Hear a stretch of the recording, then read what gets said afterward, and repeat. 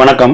இந்த பதிவில் நம்ம எப்படி விசுவல் ஸ்டுடியோ கோடை Ubuntu 20.04ல இன்ஸ்டால் பண்ணி ஒரு 5 விதமான ப்ரோக்ராமிங் லாங்குவேஜஸ் எப்படி டெவலப் பண்ணுறது அப்படிங்கிறத பார்க்கலாம். அதுக்கு ஏற்ற மாதிரி விசுவல் ஸ்டுடியோ கோடை கஸ்டமைஸும் பண்ணிக்கலாம்.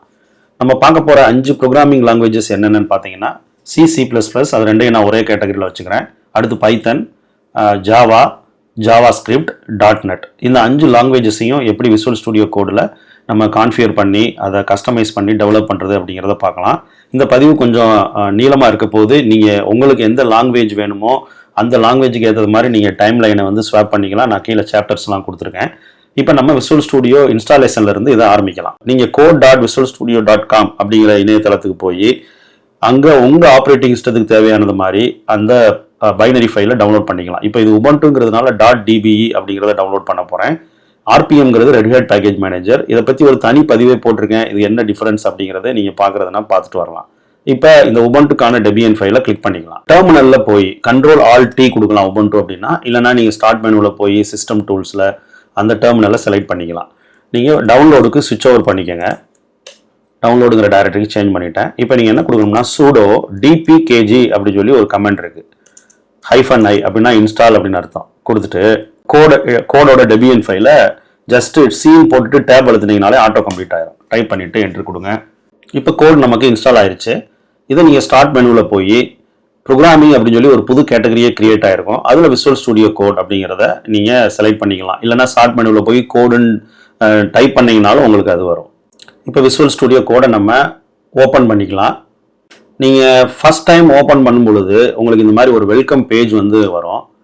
இந்த வெல்கம் பேஜில் பார்த்தீங்க அப்படின்னா நீங்கள் கஸ்டமைஸ் அப்படின்னு சொல்லி ஒரு ஆப்ஷன் பார்க்கலாம். இதில் போய் நீங்கள் இந்த மாதிரி ப்ளூ ஹைலைட்டட் கலரில், அதாவது பைத்தன், ஜாவா, ஜாவாஸ்கிரிப்ட், சப்ளைம் டெக்ஸ்ட் இந்த மாதிரி எல்லாம் கொடுத்தீங்க அப்படின்னா இந்த பிளகின்ஸ் வந்து எக்ஸ்டென்ஷன்ஸ் வந்து இன்ஸ்டால் ஆகிக்கும். இது கொஞ்சம் பொறுமையாக நீங்கள் நெட்டை கனெக்ட் பண்ணி பண்ணணும். இது நீங்கள் எல்லா லாங்குவேஜுக்கும் நீங்கள் சப்போர்ட் வேணாம் அப்படின்னா, இப்போ நீங்கள் பைத்தன் மட்டும் டெவலப் பண்ண போகிறீங்கன்னா இதை மட்டும் கிளிக் பண்ணிக்கோங்க. இல்லை ஜாவா மட்டும் வேணும்னா ஜாவா மட்டும் இன்ஸ்டால் பண்ணிக்கோங்க. ஜாவாஸ்கிரிப்ட்னா அதை மட்டும் இன்ஸ்டால் பண்ணிக்கலாம். எந்த லாங்குவேஜுக்காக நீங்கள் விசுவல் ஸ்டுடியோ கோட் யூஸ் பண்ண போகிறீங்களோ அந்த லாங்குவேஜை மட்டும் இங்கே கிளிக் பண்ணி இன்ஸ்டால் பண்ணிக்கலாம்.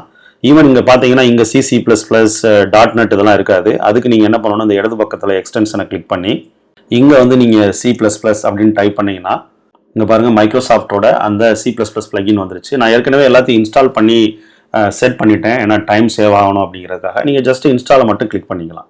அதே மாதிரி நீங்கள் C# அப்படின்னு கொடுத்தீங்கன்னா மைக்ரோசாஃப்டோட அந்த C# எக்ஸ்டென்ஷன் வரும். அதுக்கான அந்த பிளகினையும் போட்டுக்கலாம். இந்த மாதிரி நீங்கள் ஜாவா இந்த எக்ஸ்டென்ஷனில் போய் நீங்கள் சர்ச்சும் பண்ணிக்கலாம். இல்லை வெல்கம் பேஜில் இருக்கக்கூடிய அந்த ஜாவாஸ்கிரிப்டையும் இன்ஸ்டால் பண்ணிக்கலாம். ஸோ நீங்கள் ஃபஸ்ட்டு பண்ண வேண்டியது விசுவல் ஸ்டுடியோ கூட எந்த ப்ரோக்ராமிங் லாங்குவேஜ் நீங்கள் டெவலப் பண்ண போகிறீங்களோ அதுக்கேற்றது மாதிரியான எக்ஸ்டென்ஷனையும் பிளகின்ஸையும் போட்டு நீங்கள் இன்ஸ்டால் பண்ணி கான்ஃபிகர் பண்ணி வச்சுக்கிறணும். அடுத்து பார்த்தீங்க அப்படின்னா, நான் ஏற்கனவே ஒரு பதிவில் சொன்ன மாதிரி ஒரு சில தீம்ஸ் இருக்குது. இது வந்து ஆப்ஷனல் தான். இந்த தீம் வேணும் அப்படின்னா நீங்கள் இன்ஸ்டால் பண்ணிக்கலாம். நான் ஏற்கனவே இந்த தீம் இன்ஸ்டால் பண்ணியிருக்கேன், பேல் நைட் அப்படின்னு சொல்லி. இதை கான்ஃபிகர் பண்ணிக்கோங்க. அதுக்கப்புறம் ஃபாண்ட் சைஸ் அப்படின்னு சொல்லி ஒரு பிளகின் இருக்குது. அது என்னன்னு பார்த்தீங்கன்னா, இந்த எடிட்டரோட இப்போ சாதாரணமாக பார்த்தீங்கன்னா நான் Ctrl++ கொடுக்குறேன் அப்படின்னா இங்கே பாருங்கள் எல்லா எடிட்டரோட ஃபுல் வியூமே வந்து இன்க்ரீஸ் ஆகும். எனக்கு வந்து இந்த எடிட்டரோட அந்த வியூ போர்ட் மட்டும் இன்க்ரீஸ் ஆகணும். ஃபாண்ட் சைஸ் அப்படின்னு கொடுத்தீங்க அப்படின்னா அது ஒரு பிளகின் வரும். அதை இன்ஸ்டால் பண்ணிக்கோங்க. ஸோ இந்த தீமும் ஃபாண்ட் சைஸும் ஆப்ஷனல், நீங்கள் வேணும்னா இன்ஸ்டால் பண்ணிக்கலாம். ஸோ இப்போ வந்து விசுவல் ஸ்டுடியோ கூட நம்ம லாங்குவேஜுக்கு ஏற்றது மாதிரி பிளகின்ஸையும் அந்த தீம்ஸ், ஃபாண்ட் சைஸ் இதெல்லாம் இன்ஸ்டால் பண்ணி கஸ்டமைஸ் பண்ணியாச்சு. இது எல்லாத்தையும் நீங்கள் பண்ணணுங்கிறது இல்லை. உங்கள் லாங்குவேஜுக்கு என்ன வேணுமோ அதை மட்டும் நீங்கள் இன்ஸ்டால் பண்ணிக்கோங்க. இப்போ நம்ம ப்ரோக்ராமிங் லாங்குவேஜை இதை வச்சு எப்படி டெவலப் பண்ணுறதுன்னு பார்க்கலாம். ஃபர்ஸ்ட் நம்ம பண்ண போகிறது C++. இந்த C++ பண்ணுறதுக்கு sudo apt build essential அப்படிங்கிற ஒரு கமெண்டை நீங்கள் டெர்மினலில் கொடுக்கணும். இது நான் ஏற்கனவே இன்ஸ்டால் பண்ணிட்டேன். இன்ஸ்டால் பண்ணலன்னா ஒரு 2-3 மினிட்ஸில் இது இன்ஸ்டால் ஆயிரும். இது வந்து அந்த GCC கம்பைலர் எல்லாத்தையுமே உங்களோட உபுண்டு சிஸ்டத்தில் இன்ஸ்டால் பண்ணியிருக்கோம். பை டிஃபால்ட்டாக பார்த்தீங்கன்னா C ப்ரோக்ராம் மட்டும்தான் நீங்கள் உபுண்டுவில் பண்ண முடியும். ஆனால் இந்த கமெண்ட் கொடுத்தீங்கன்னா C++ ரெண்டுமே பண்ணிக்கலாம். இது இன்ஸ்டால் ஆயிடுச்சா அப்படின்னு செக் பண்ணுறதுக்கு G++ன்னு கொடுத்து -vன்னு கொடுத்தீங்கன்னா இங்கே பாருங்கள் நியூ கம்பைலர் கலெக்ஷன் 9.3.0 அப்படின்னு சொல்லி நமக்கு அவுட்புட் வந்துருச்சு. இப்போ இந்த செட்டப் இருக்குது அப்படின்னா உங்களுக்கு C++ ரெடின்னு அர்த்தம். விசுவல் ஸ்டுடியோ கோடில் ஒவ்வொரு ப்ரோக்ராமிங்க்கும் ஒரு ஃபோல்டர் கிரியேட் பண்ணிக்கிறது நீங்கள் நல்லது. அதை நம்ம ஒர்க் ஸ்பேஸ் அப்படிம்போம். இப்போ பார்த்தீங்கன்னா டாக்குமெண்ட்ஸில் சிபிபி ஒர்க் ஸ்பேஸ்னு வச்சுருக்கேன். இது மாதிரி நீங்கள் பைத்தன் பண்ணுறதுனா பைத்தன் ஒர்க் ஸ்பேஸ், ஜாவானா ஜாவா ஒர்க் ஸ்பேஸ்னு வச்சுக்கலாம். உங்களோட ப்ரோக்ராம்ஸ் எல்லாம் எந்த ஃபோல்டரில் நீங்கள் சேவ் பண்ண போகிறீங்க அப்படிங்கிறது தான் அதோட மீனிங். இப்போ C++ ஒர்க் ஸ்பேஸ்க்கு சுவிட்ச் ஓவர் பண்ணிக்கலாம். இப்போ இந்த நியூ ஃபைல் ஐக்கனை கிளிக் பண்ணி demo.cpp, சிபிபினா C++ன்னு அர்த்தம், ஒன்று கிரியேட் பண்ணிக்கிறோம். ஒரு ஹலோ வேர்ல்டு நான் டைப் பண்ணுறேன் ஷார்ட்டாக. இப்போ ஒரு ஹலோ வேர்ல்டு இங்கே டைப் பண்ணியாச்சு. இப்போ பாருங்கள் Ctrl++ கொடுத்தீங்கன்னா நமக்கு அந்த எடிட்டரோட அந்த ஃபாண்ட் சைஸ் மட்டும்தான் இன்க்ரீஸ் ஆகும். முதல்ல என்டையர் வியூ இன்க்ரீஸ் ஆச்சு. இப்போ அதே மாதிரி நம்ம டெர்மினலில் போய் நியூ டெர்மினல் ஓப்பன் பண்ணிக்கலாம். இங்கே ஏற்கனவே ஓப்பன் ஆகிருக்கு. அது இப்போ என்ன பண்ணலாம், இங்கே வந்து நீங்கள் LSன்னு கொடுத்து demo.cpp இருக்கான்னு செக் பண்ணிக்கணும். லிஸ்ட் டைரக்டரின்னு அர்த்தம். இப்போ G++ அப்படிங்கிற ஒரு கமெண்ட் கொடுத்து அந்த ஃபைல் நேம் அப்படியே கொடுங்க. -1 கொடுத்து அவுட்புட் அப்படின்னு கொடுங்க. இதோட மீனிங் என்னன்னா, இந்த அவுட்புட்டுங்கிற ஒரு ஃபைலில் தான் இதோட அந்த எக்ஸிக்யூட்டபிள் ஃபைல் போய் ஸ்டோர் ஆகும். இப்போ சக்ஸஸ்ஃபுல்லாக கம்பைல் ஆயிடுச்சு. ./output அப்படின்னு சொல்லி கொடுத்தீங்கன்னா ஹலோ வேர்ல்டு அப்படின்னு வந்துடும். ஸோ இந்த மாதிரி நீங்கள் C++ ப்ரோக்ராம் ரன் பண்ணிக்கலாம். இதே இது நீங்கள் C ப்ரோக்ராம் ரன் பண்ணுறீங்க அப்படின்னா GCC அப்படின்னு கொடுத்து ஃபைல் நேம் .cன்னு கொடுத்து அதே மாதிரி -o ஒரு output 2 அப்படின்னு சொல்லி நீங்கள் கொடுத்துக்கலாம். ஸோ இதுதான் C ப்ரோக்ராமை ரன் பண்ணுறதுக்கான கமெண்ட். மறுபடியும் ./output 2ன்னு கொடுத்துக்கலாம். இந்த மாதிரி நீங்கள் ஒரு சின்ன C++ ப்ரோக்ராம் இதில் டெவலப் பண்ணிக்கலாம்.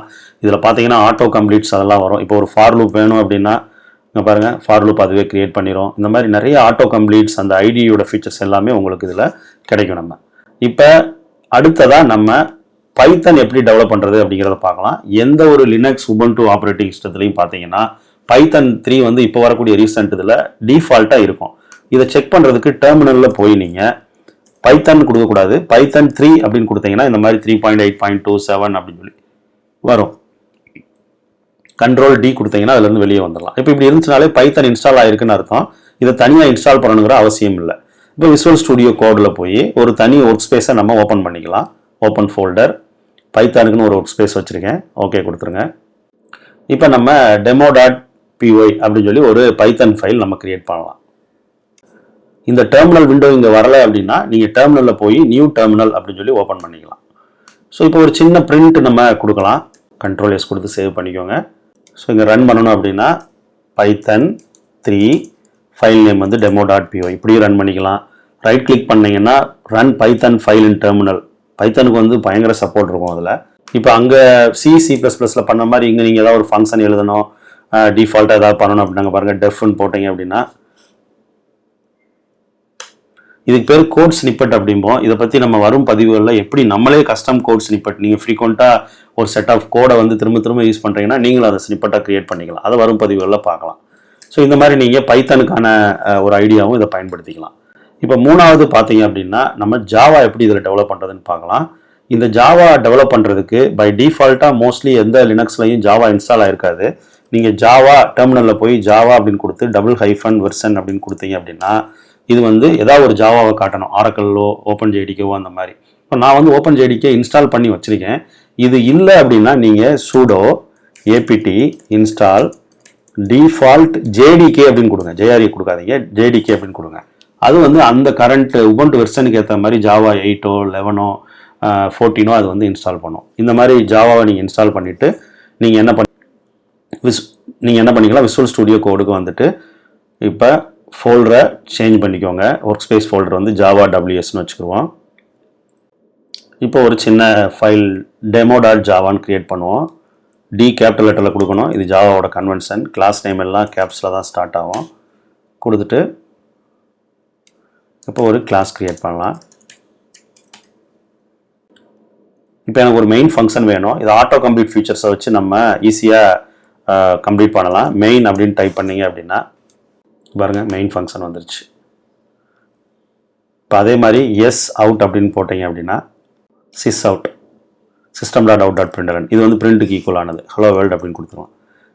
இந்த மாதிரி நீங்கள் சிம்பிளாக ஒரு ஜாவா ப்ரோக்ராம் கிரியேட் பண்ணி சேவ் பண்ணிடுங்க.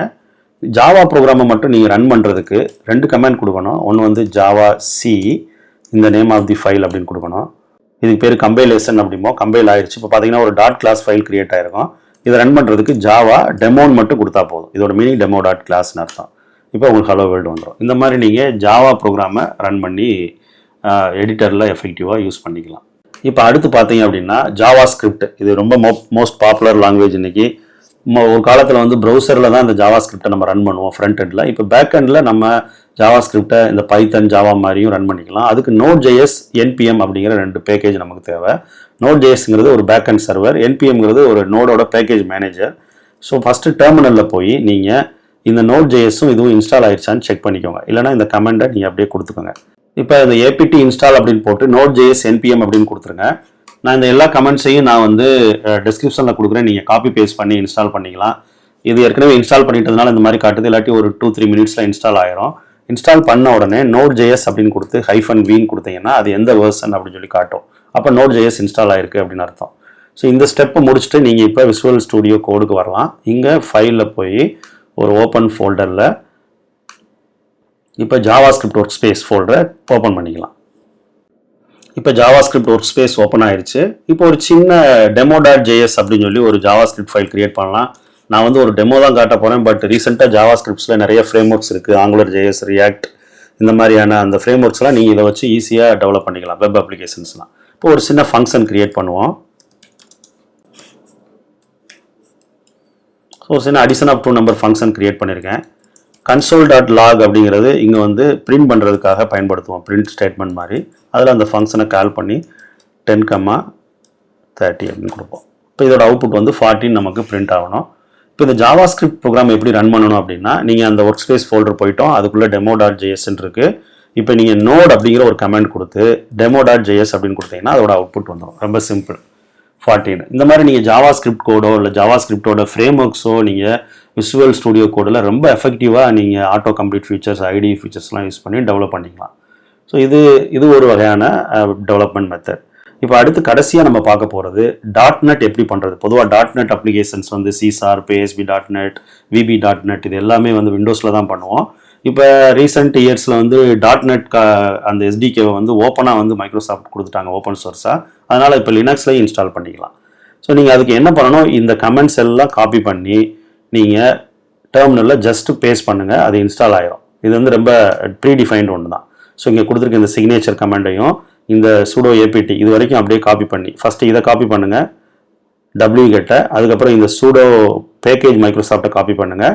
இது எல்லாத்தையும் ஒரே இதாக காப்பி பேஸ்ட் பண்ணி .NET இன்ஸ்டால் பண்ணிக்கோங்க. .NET இன்ஸ்டால் பண்ணிட்டீங்களா அப்படிங்கிறத நீங்கள் தெரிஞ்சுக்கணும்னா .NET அப்படிங்கிற கமெண்டை நீங்கள் டெர்மினலில் கொடுத்தீங்கனாலே அது இந்த மாதிரி அவுட்புட் கொடுக்கும். இல்லாட்டி ஏதாவது ஒரு எரர் மெசேஜ் காட்டும். இப்போ என்ன பண்ணுங்க, இந்த மாதிரி .NET இன்ஸ்டால் பண்ணிவிட்டு நீங்கள் விசுவல் ஸ்டுடியோ கோடில் போய் ஒரு புது ஒர்க் ஸ்பேஸ் ஃபோல்டரை ஓப்பன் பண்ணிக்கலாம்.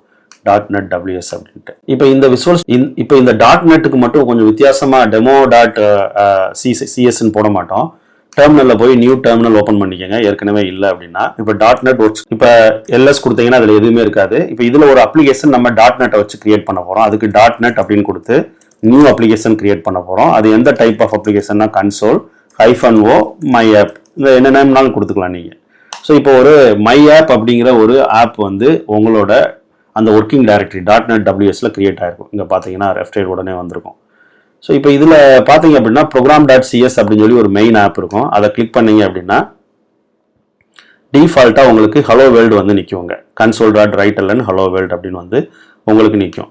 இதை ரன் பண்ணணும் அப்படின்னா நீங்கள் இந்த cd மை ஆப்புக்குள்ளே போயிருங்க. போயிட்டு .NET அப்படிங்கிற கமெண்ட் கொடுத்துட்டு ஜஸ்ட் ரன்னு டைப் பண்ணிங்கன்னா போதும். இந்த ஹலோ வேர்ல்டுன்னு உங்களுக்கு அவுட்புட் வந்துடும். ஸோ .NETல நிறைய ப்ரீடிஃபைன் டெம்ப்ளேட் இருக்கும். இதை வச்சு எப்படி C# அப்ளிகேஷன், இது வந்து ஒரு C# அப்ளிகேஷன் தான். C#, ASP.NET இதெல்லாம் எப்படி டெவலப் பண்ணுறது அப்படிங்கிற வரும் பதிவுகளில் நம்ம ஒன்றுனா பார்க்கலாம். ஸோ அப்போ .NETோட அந்த கோர் SDKவை நீங்கள் இன்ஸ்டால் பண்ணிக்கிறணும். அதுக்கு இந்த கமெண்ட் தேவைப்படும். அதுக்கப்புறம் நீங்கள் .NET நியூ கன்சோல் ஆப்னு சொல்லி ஒன்று கிரியேட் பண்ணி அதை program.cs அப்படிங்கிற ஃபைல் வழியாக ரன் பண்ணிக்கலாம். ஸோ இந்த மாதிரி .NEட்டும் விசுவல் ஸ்டுடியோ கோடை வச்சு டெவலப் பண்ணிக்கலாம். இப்போ நம்ம பார்த்த இந்த 5 ப்ரோக்ராமிங் லாங்குவேஜஸும் விசுவல் ஸ்டுடியோ கோடை வச்சே டெவலப் பண்ணலாம். இது தவிர இன்னும் நீங்கள் வேறு programming language like Ruby and rails, Perl இந்த மாதிரி PHP இதையும் நீங்கள் விசுவல் ஸ்டுடியோ கோடை வச்சே டெவலப் பண்ணலாம். இது வந்து விசுவல் ஸ்டுடியோ கோடு வந்து லைட் வெயிட் ரொம்ப பவர்ஃபுல்லான ஒரு எடிட்டர். இதை நீங்கள் ஐடியா அந்த பிளகின் இன்ஸ்டால் பண்ணி கஸ்டமைஸ் பண்ணிக்கலாம். ஸோ நீங்களும் உங்களுக்கு ஏற்ற மாதிரியான அந்த ப்ரோக்ராமிங் லாங்குவேஜ் டெவலப்மெண்ட்டுக்கு என்ன பிளகின் தேவைப்படுது அப்படிங்கிறத இன்ஸ்டால் பண்ணி அதுக்குரிய அந்த கம்பைலரோ இன்டர்பிரட்டரோ நீங்கள் இன்ஸ்டால் பண்ணி விசுவல் ஸ்டுடியோ கோடில் டெவலப்மெண்ட் ட்ரை பண்ணி பாருங்கள். ஏதாவது இஷ்யூஸ் வந்தால் கமெண்ட் செக்ஷனில் கொடுங்க, நம்ம டிஸ்கஸ் பண்ணலாம். நன்றி.